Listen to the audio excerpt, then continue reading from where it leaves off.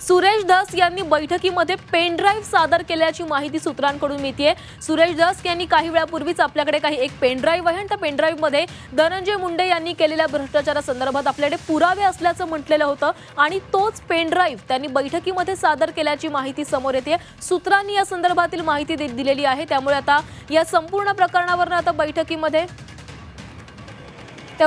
प्रकरणामध्ये आता काही खडाजंगी होतीये का बैठकीमध्ये, याकडे सर्वांचंच लक्ष लागलंय।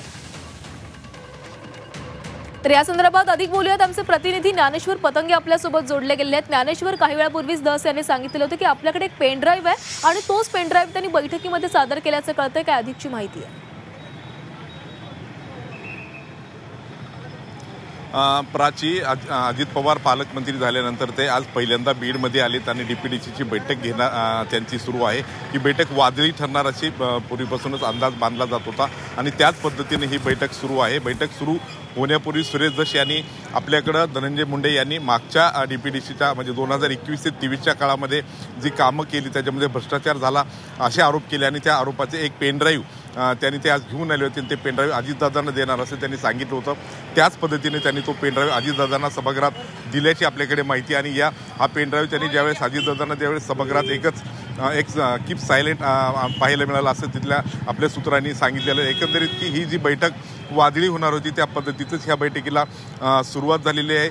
सुरेश धस यांनी धनंजय मुंडे यांच्यावर जे बाहेर आरोप केले होते त्याच पद्धतीने ते आता सभागृहात देखील त्यांच्यावर आरोप करतायत असं आपल्याला माहिती मिळते। आता अजित पवार यावर काय भूमिका घेतात किंवा त्या अधिकाऱ्यांना यावर काय जाब विचारतात ते बैठक संपल्यावरच खरं तर सगळ्या गोष्टी आपल्या हाती येतील। मात्र ही बैठक सध्या वादळी सुरू आहे आणि जसं अपेक्षित होतं की धनंजय मुंडे यांना या बैठकीमध्ये टार्गेट केलं जाईल। त्यांच्यावर जे वेगवेगळे आरोप झालेले आहेत त्या आरोपाची पुनरावृत्ती किंवा ते परत तेच आरोप त्या सभागृहात केले जातील असं सांगितलं होतं। तसंच होताना दिसतंय। जसं मागच्या महिनाभरापासून सुरेश धस आक्रमक आहेत, बाहेर ते माध्यमांशी बोलतात, वेगवेगळी प्रकरणं ते बाहेर आणतात, तशीच मांडणी कुठेतरी ते सभागृहात करतायत अशी आपल्याला माहिती मिळते। सध्या सुरेश धस आणि धनंजय मुंडे यांच्यातला हा वाद आता सभागृहामध्ये देखील सुरू असल्याची आपल्याकडे माहिती आहे। प्राची, ज्ञानेश्वर, धनंजय मुंडे यांच्या राजीनाम्याची देखील मागणी करण्यात आलेली होती, त्यामुळे त्या संदर्भात आजच्या बैठकीमध्ये काही चर्चा होऊ शकते का?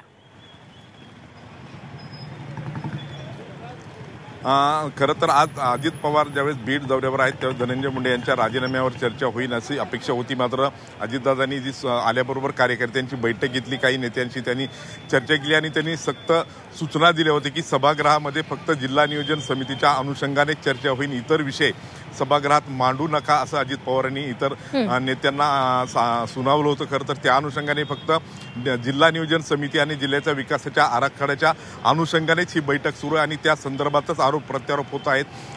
नगरपालिकेचा पाण्याचा प्रश्न देखील या बैठकीमध्ये मांडला गेल्याचं बोललं जातंय। सगळ्यात महत्त्वाचं म्हणजे सुरेश धस यांनी जे धनंजय मुंडे यांच्यावर जे आरोप केले होते 73 कोटीच्या कामासंदर्भात जो घोटाळा झाला आहे त्याचे आरोप केले, त्याचे पुरावे त्यांनी आज सभागृहामध्ये अजितदादांना दिले असं करते। त्यानंतर अजितदादांनी याचं त्यांच्या भाषेमध्ये खरं तर अधिकाऱ्यांनी याचे सगळे उत्तरं विचारली आणि त्याच्यानंतर सभागृहात एकच शांतता बसली। मात्र त्याच्यानंतर नेमकं काय झालं हे आपल्या अद्यापर्यंत हाती आलं नाही। मात्र ही बैठक ज्यावेळेस संपेल त्यावेळेस खऱ्या अर्थानं बैठकीमध्ये काय झालं, अजितदादांनी धनंजय मुंडे यांची पाठराखण केली का, त्यांनी काही प्रश्न विचारले, या सगळ्या गोष्टींची उकल होणार आहे। प्राची, ज्ञानेश्वर, आपण बघितलं तर बैठकीआधी अजित पवार यांनी सुरेश धस यांना देखील एक मोठा दणका दिलेला आहे, कारण या समितीवरील नामनिर्देशित असं जे सदस्य होतं त्या सदस्यावरून त्यांना देखील काढून टाकण्यात आलेलं आहे आणि या संपूर्ण घटनेवर आपलं लक्ष असणार आहे। या बैठकीनंतर नेमकं काय समोर येतं हे याकडे आपलं लक्ष असेल। धन्यवाद तुम्ही दिलेल्या माहितीसाठी।